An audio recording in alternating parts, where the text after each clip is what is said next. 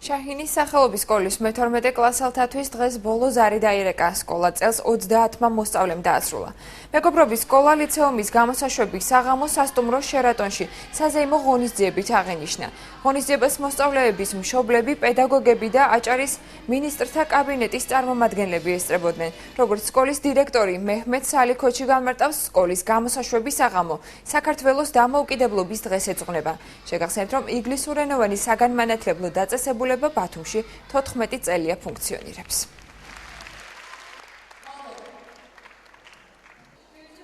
იწყება დამოუკიდებელი ცხოვრება დიდი პასუხისმგებლობებით და ბევრი ფიქრებით, ასე ვთქვათ. ძალიან მნიშვნელოვანია ეს დღე ჩემთვის, იმიტომ რომ ამას ველოდებოდი 12 წელი ესე იგივე რაც რა ვიცი, განთავისუფლდები უბრალოდ. დღეს საქართველოს თავისუფლების დღეა, ღონისძიება შევატარებთ. ბავშვები პატრიოტიზმი უნდა გაზრდეს, თავისი კულტურა უნდა იცოდეს, იმიტომ ერთი ეროვნება თავისი კულტურა თუ არ იცის, ის მომავალი არ იქნება. თავისი კულტურა, თავისი ისტორია კარგად უნდა იცოდეს ბავშვი, რომ მომავალი კარგად უნდა გახდეს.